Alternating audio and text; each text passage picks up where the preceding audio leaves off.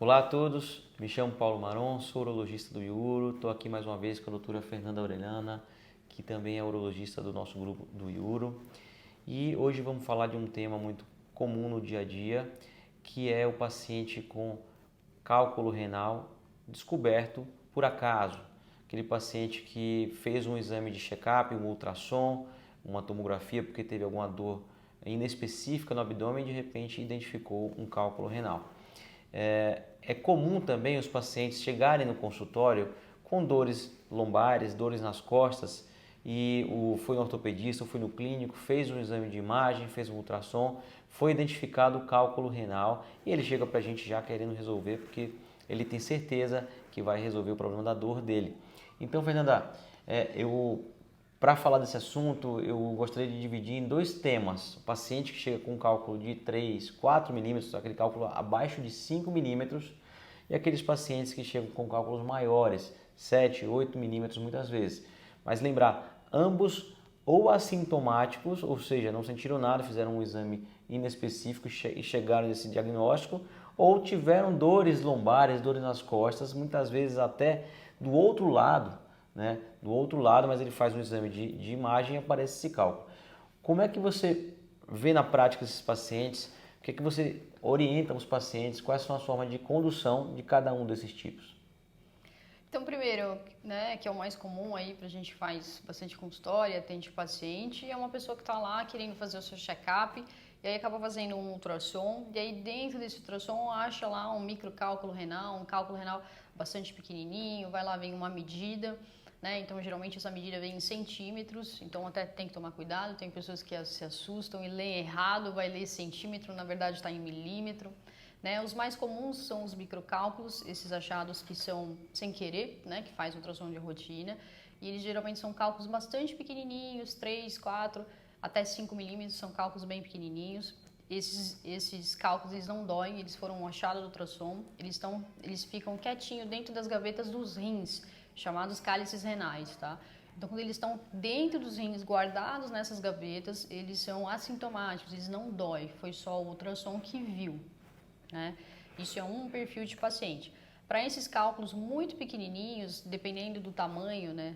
Dependendo da quantidade de cálculo e dependendo até da localização dentro do rim, a gente pode oferecer alguns tratamentos. Né? Então, se for só um cálculo bem pequenininho, assintomático, o rim não está dilatado, é bem pequeno, menor que 5 milímetros, a gente tem algumas coisas, tanto de observação, tá?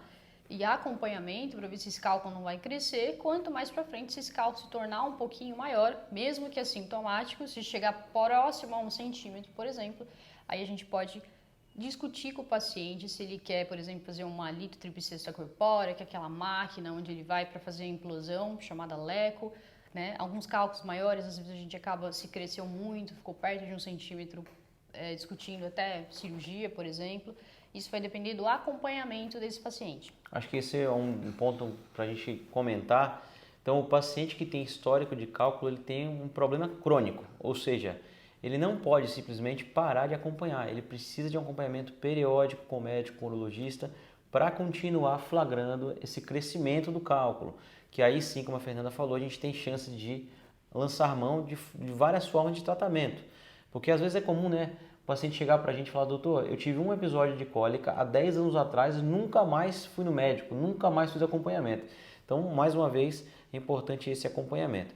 E para aquele paciente, né, que também é importante a gente falar que dor nas costas, dor lombar, 90% das vezes ela é ortopédica, tá? Então, a dor das costas, pessoal, ela é muito mais comum não ter relação com os rins do que ter relação com os rins. Mesmo, inclusive, nesses casos que a doutora vai comentar agora, que são cálculos maiores, de 7, 8 milímetros. Né? O que você acha disso? Então assim, né, quem teve uma cólica renal de fato, ou seja, uma dor que foi causada pelo cálculo, que saiu do rim e desceu no canal, está entalada lá no ureter, é inesquecível essa dor. Ela sabe como é, a pessoa que teve sabe como é. É uma dor muito característica, muito típica. É uma dor de muito forte intensidade, é uma dor que deixa a pessoa inquieta.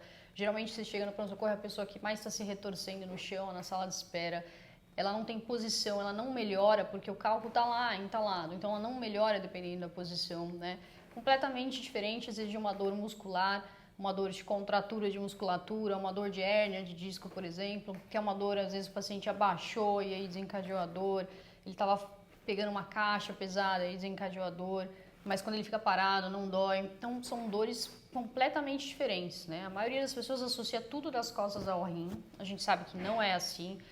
Só pela história da dor a gente já tem algumas pistas, tá? Então às vezes a gente acaba, esse paciente tem que fazer tomografia, esse paciente não, esse paciente pode fazer ultrassom.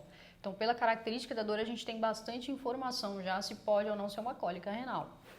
Perfeito. Bom, e dos pacientes que têm cálculos relativamente grandes, né, que são aqueles acima de 5 milímetros, a gente tem algumas formas de oferecer tratamento para esses pacientes, né? Acho que uma, como você comentou, um acompanhamento periódico aí, de forma mais próxima do médico, né? Se o paciente tem, por exemplo, nunca sentiu cólica, a gente tem que recomendar ao paciente que você pode apresentar algum episódio de cólica renal em algum momento da vida, mas eu costumo indicar muito o tratamento específico para aqueles pacientes que têm profissões de risco, por exemplo, né? São motoristas de caminhão, são pilotos de avião, pilotos de corrida, pulo de paraquedas, que fazem esportes radicais. Eu costumo indicar algum tratamento de forma mais ativa, né? Quais são as formas de tratamento, Fernanda, que a gente pode recomendar nesses pacientes que a gente fala, olha, vale a pena fazer um tratamento?